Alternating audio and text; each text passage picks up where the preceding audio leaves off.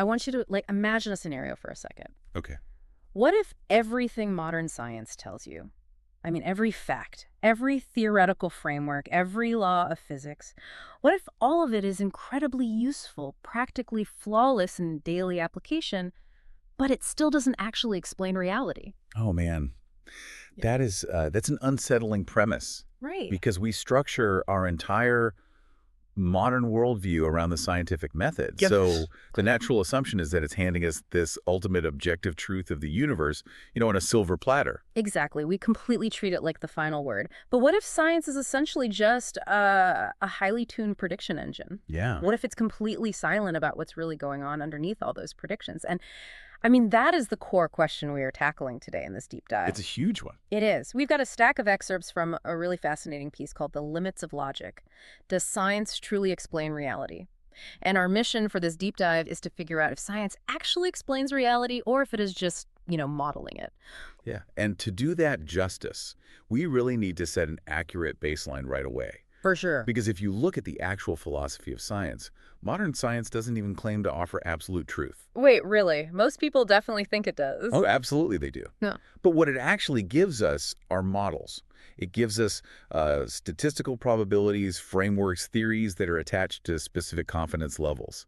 It's an instrumental approach, not some claim to absolute certainty. Okay, let's unpack this, because if science isn't giving us absolute certainty, and if it might not be explaining reality in the philosophical sense, we have to look at the actual mechanics of what it is doing. Right. Like, how is it operating if not by discovering pure truth? Well, the core argument in the source material is that science is fundamentally about what works to predict outcomes. Okay. It's about utility, not necessarily ontology, which that's the study of what reality inherently is. Yeah. Just look at the massive triumphs of the scientific method. We can predict massive atmospheric shifts. Like weather forecasting. Exactly. We can engineer semiconductors at the nanometer scale. We can calculate orbital mechanics to, launch a satellite and intercept a comet millions of miles away. It's incredible. But those are all examples of predicting behavior, right? Yeah. Because knowing that combining specific propellants produces a specific thrust, that doesn't inherently explain the fundamental nature of the chemical reaction. It just, models the outcome. Precisely. And historically, we've seen this distinction really clearly. Think back to Ptolemaic astronomy, Remind me, that's the old model that placed the Earth at the center of the universe. Oh, right.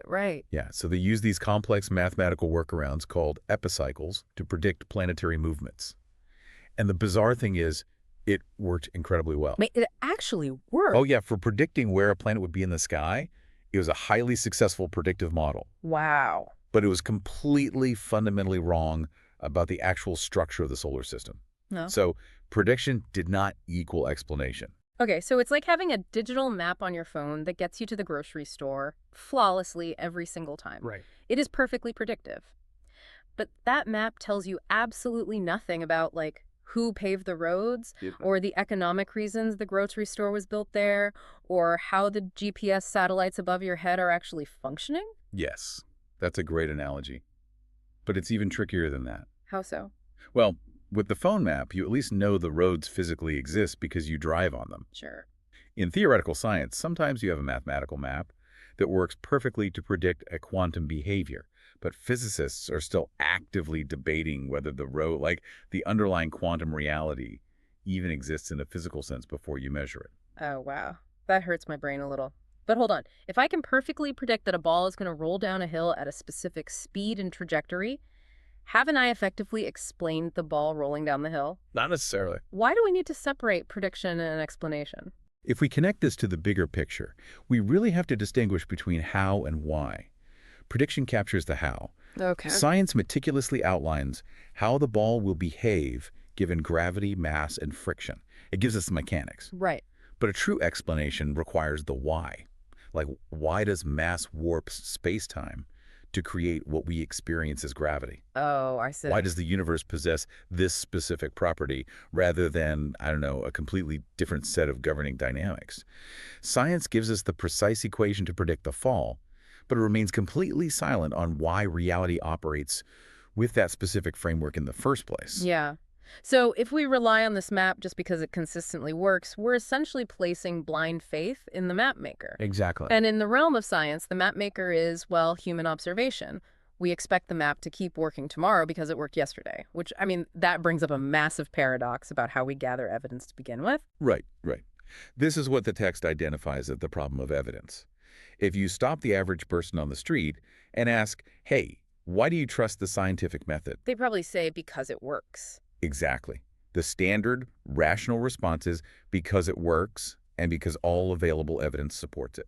And on the surface, that sounds like a bulletproof answer. I trust my car brakes because they work, and the evidence of my past driving supports that they'll work today. It does sound bulletproof. Ah, Until you dig into the foundation of what actually constitutes evidence. The critical question here is, why does our gathering of evidence track reality at all? Not just does it work, but what justifies our expectation that past evidence guarantees future results. So you're talking about the problem of induction. We just assume the laws of physics will hold tomorrow purely because they held yesterday. Exactly. And when we validate that evidence, we're relying entirely on our own human cognitive faculties. Right. We rely on our visual cortex, our auditory processing, our human logic, and our evolutionary capacity for pattern recognition. Okay, yeah. So if you trace the epistemology, which is how we know what we know, we end up in a very tight loop. We say we trust science because our evidence supports it. But why do we trust our reasoning and pattern recognition? Oh, let me guess. Because science tells us our biological brains are highly adapted to process reality. You got it. Okay, here's where it gets really interesting. That's essentially an ecosystem where the restaurant owner is secretly running the website that publishes the reviews. Yes. We are using science to validate the cognitive faculties that we use to validate science. That's a really great way to visualize it. We are entirely trapped within our own ecosystem. From a purely logical standpoint, it is a closed circular loop of reasoning. That's wild. We have literally no external vantage point to verify if human perception actually grasps universal truth or if it just grasps what is evolutionarily useful for human survival. Wow. Okay, usually when people realize they are stuck in that philosophical loop, they try to find an escape hatch. They do. And the source text points out that the most common defense is to just lower the bar and say, well, science is just provisional. It doesn't claim certainty. It just offers the most probable explanation for now. Yeah, it's a very common defense rooted in the idea of falsification. You know, the idea that science is just a series of theories waiting to be disproven. Right. But the text argues vigorously that this doesn't actually solve the problem. Lowering your confidence level from certain to probable doesn't magically remove the need to justify why it is rational to trust the framework at all. So if you're building a suspension bridge and the engineers tell you, hey, we aren't totally certain it will hold, but based on our models, it's probable, you still need a fundamental justification for why those mathematical models map to physical steel and tension in the first place. Precisely. Simply claiming your knowledge is provisional doesn't excuse you from having to explain why physical reality seems to conform to your mental knowledge. Makes sense. Because science only works if reality has deeply stable patterns. If the molecular structure of steel behaved differently from one Tuesday to the next, no amount of provisional scientific modeling would save your bridge. Well, wait. Couldn't you just say objects don't have agency, so they just behave consistently? How do you mean? Like, does reality actually need a why for that stability? A rock doesn't have free will. It can't choose to sprout wings or turn into a cloud of gas. So naturally, it just falls. It behaves consistently because inanimate objects lack the capacity to do anything else. Why do we need a deeper explanation for that? It's a very common materialistic argument, but the source text dismantles it beautifully. Let's look really closely at that falling rock. Okay. Saying a rock lacks free will only explains why the rock doesn't act randomly. It explains why it doesn't spontaneously zigzag through the air. Right. A lack of agency equals a lack of random choices. Exactly. But a lack of random choices does absolutely not write an inverse square law. A rock having no agency doesn't explain why it follows incredibly precise, mathematically elegant laws of physics.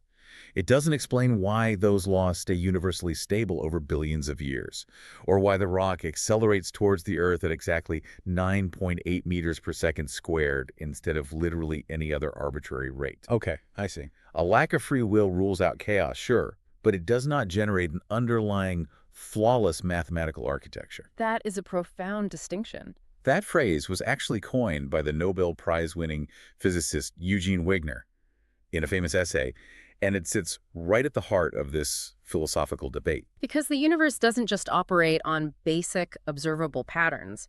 It follows insanely complex, highly abstract mathematics. Yeah. We're talking about deep theoretical models, multidimensional geometry, hidden symmetries. Mathematics is a concept that we literally invent in our own human minds. So why does the physical universe behave according to it? This is the paradox. Yeah. Let's look at how this actually plays out in the history of science. It's not just that physicists observe nature and then invent math to describe it. Often it happens in the exact opposite direction. Wait, really? Give me an example of that, because that sounds completely backward to how we are taught science works. Okay, look at Paul Dirac, one of the pioneers of quantum mechanics. Okay. In the late 1920s, Dirac was working on an equation to describe the behavior of electrons. He was essentially just playing with the math, looking for theoretical beauty and symmetry. Just playing with equations. Exactly. And when he finished his equation, he realized the math yielded two possible solutions. One solution described the electron, which was normal matter, but the math insisted there had to be a second solution, a particle with the exact same mass, but an opposite positive charge. An anti-electron, like antimatter. Exactly. But here's the critical part. Nobody had ever observed antimatter. There was zero empirical evidence for it in nature at the time. Really? None. Dirac essentially trusted the abstract math he'd written on a chalkboard over physical observation. And years later, experimental physicists looked out into the universe and actually discovered the positron. That's crazy. The abstract math knew about antimatter before humanity had ever observed it. That's a bizarre coincidence. I mean, it implies the universe has a native language and somehow human brains evolved to speak it. Yeah. It's like sitting in your bedroom inventing a completely fictional fantasy language, making up the grammar and syntax from scratch, and then walking outside to find that the entire physical universe only communicates in that exact fantasy language. What's fascinating here is that Dirac isn't an isolated case. Look at Albert Einstein. Oh, yeah. When Einstein was developing the general theory of relativity, he needed a way to describe the curvature of spacetime. Right. It turned out that decades earlier, a mathematician named Bernhard Riemann had invented a completely abstract field of math called non-Euclidean geometry. Riemann wasn't trying to map the physical universe at all. He was just exploring abstract mathematical concepts for their own sake. Just for fun, basically. Right.